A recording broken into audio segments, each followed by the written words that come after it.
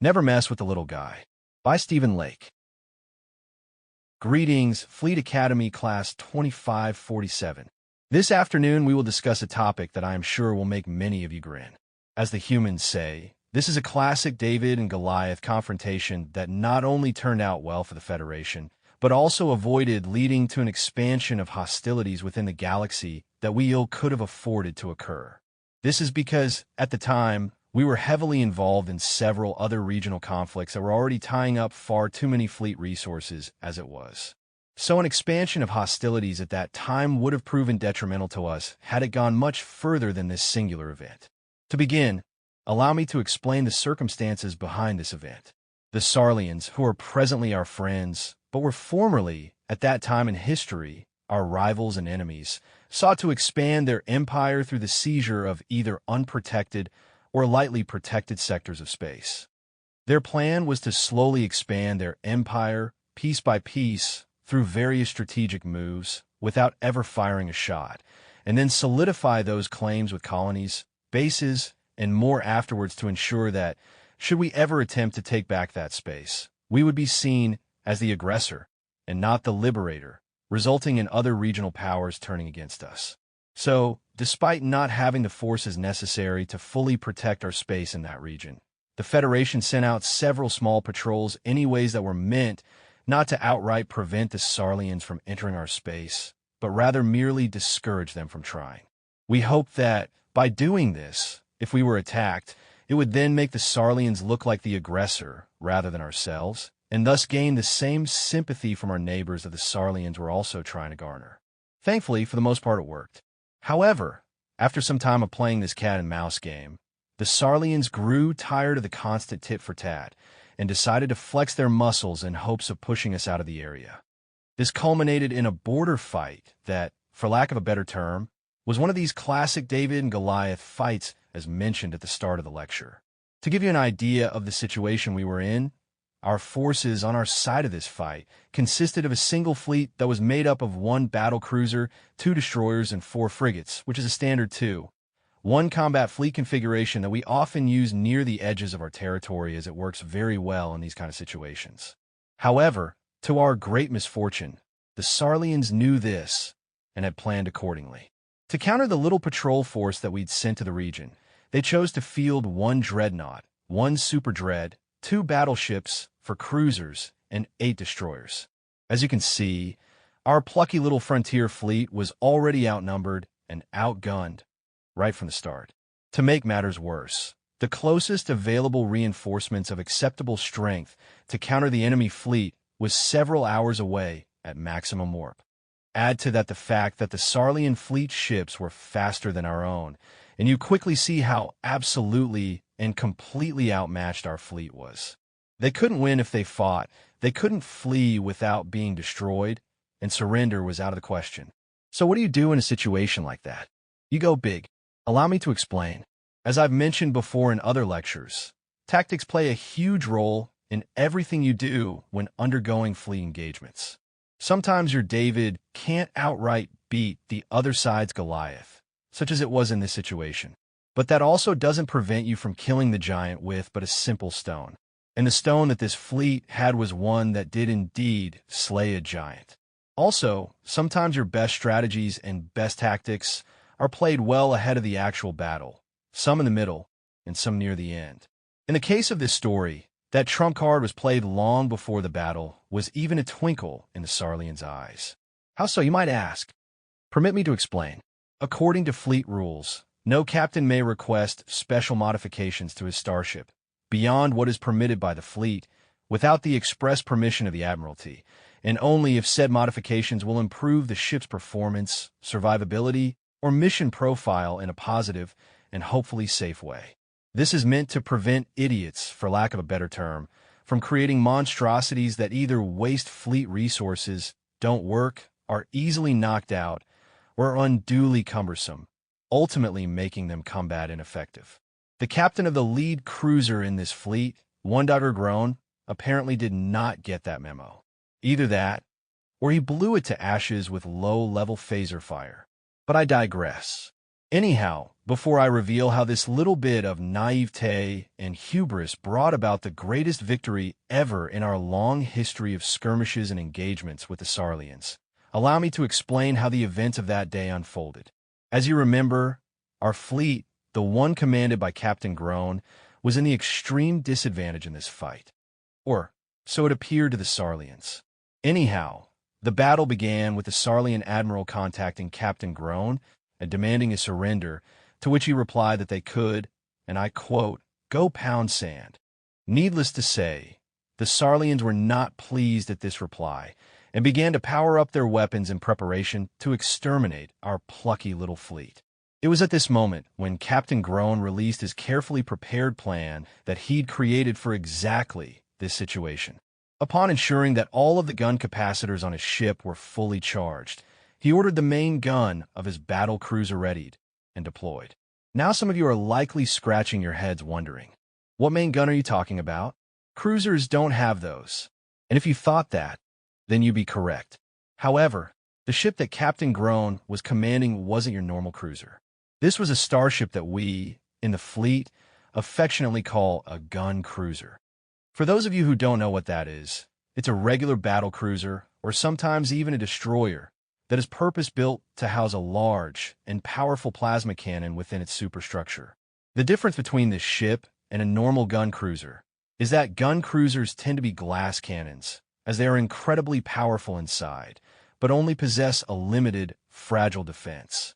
This is because they are normally protected by other bigger, more powerful capital ships, and thus don't need it. However, that was not the case with Captain Groan's ship. His ship was, from its start, a stock standard battlecruiser of the Helios class that sported heavier than normal offensive and defensive abilities above and beyond those found on most other ships of its type and classification. But, even then, it does not come directly from the factory with anything more than normal armaments. This is where Captain Groan's, unorthodox and absolutely against fleet rules and protocols hubris comes in. Finding useful contacts within the Fleet Engineering Division, he was able to secure an unauthorized upgrade for his cruiser that, if it had been discovered, would have resulted in his courts-martial rather than the commendation for valor that he received for his actions that day. And what was that unauthorized upgrade, you might ask? Believe it or not, he converted his battle cruiser into a gun cruiser. Now I will not take the time to explain to you how he did that, or even why, other than to say that he knew, being on the frontier, and having such a small fleet as he did supporting him, that he was living on borrowed time, and that bothered him. So, when it came their turn to rotate out for a while, he brought his ship into a secret overhaul port and had the modifications that I just described added to the ship, including massive gun capacitors, highly improved defensive systems, and upgraded power plants designed to fully supply everything that the ship would need after completing the upgrade.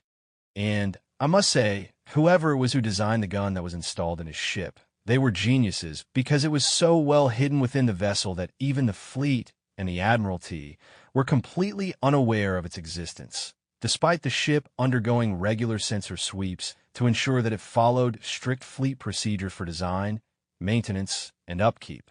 Anyhow, moving back to the battle that's the topic of this lecture, you all should now understand what the big stick was that Captain Groan was wielding that day. Going back to the battle that was unfolding at that time, after refusing to surrender to the Sarlians, Captain Groan ordered the main gun of his ship to be deployed. Due to the massive gun capacitors he'd had installed, this merely involved opening of the main forward gun doors, through which the weapon would pass its substantial and devastating energies when it was fired. As the gun prepared itself to fire, the Sarlians, even though they had clearly detected this, took no action, despite having had run-ins with similar ships in the past.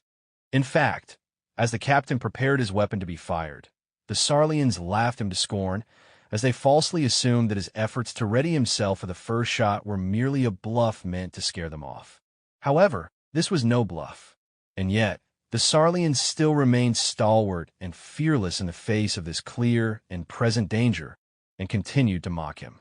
So much so, in fact, that they even lowered their shields and dared him to try and harm their ships, thinking that he didn't have either the power nor the ability to do so. That would be the mistake that would cost them the fight. eventually reaching full readiness status. Captain Groan ordered his ship to fire on the dreadnought that sat proudly at the center of the fleet. Moments later, the main gun was let loose and pushed Captain Groan's flagship back several thousand feet from the incredible recoil of the weapon. But that was both expected and plain for in everything he'd done during the modification of his ship.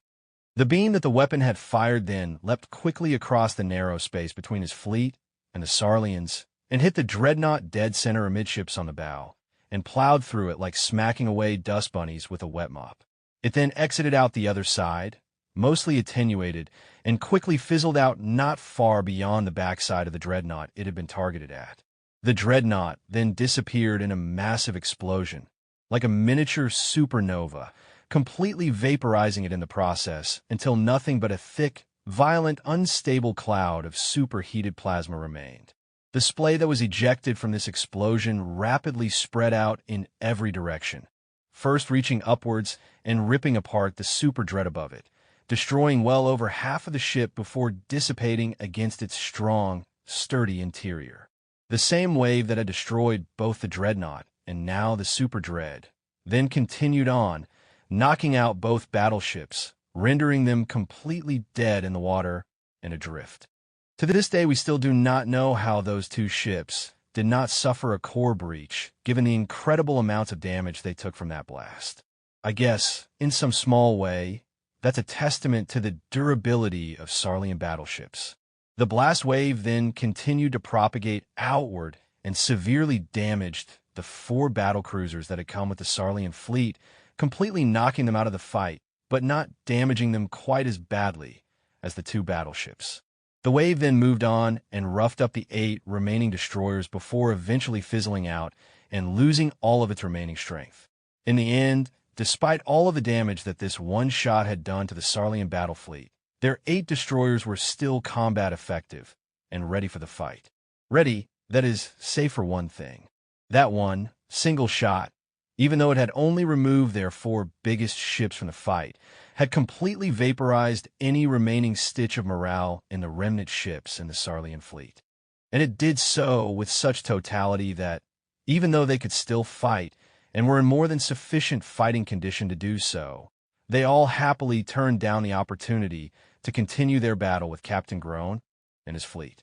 Seeing that it was time to either flee or die, Captain Groan drew in his main gun, turned his fleet, and jumped out of the area. The Sarlians, still too shell-shocked and demoralized to continue, chose instead to spend their time collecting whatever survivors remained on the other damaged and destroyed ships of their fleet. After completing the rescue of whoever they could, they scuttled whatever remained of their damaged and disabled starships, those that were too far gone to salvage, and fled the area. And they did all of this not realizing that Captain Groan's ship could have easily been either captured or destroyed if they pushed the offensive with their 8 remaining destroyers.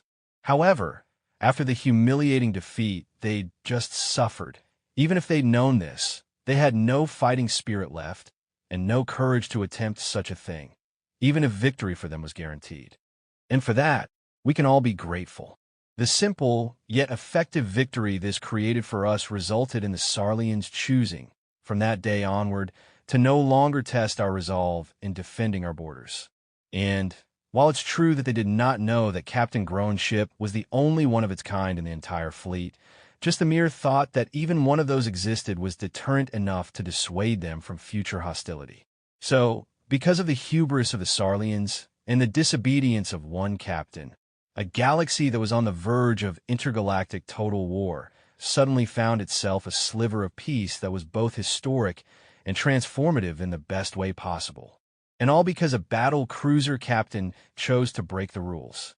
Also, so that you are aware, my telling you this is not a carte-blanche permission slip for you to break the rules that have been placed there for both your own and everyone else's safety. It's merely meant as a demonstration that sometimes thinking outside the box can achieve better, longer-lasting, and more impactful results than blindly following orders. And again, do not break the rules if you can at all help it.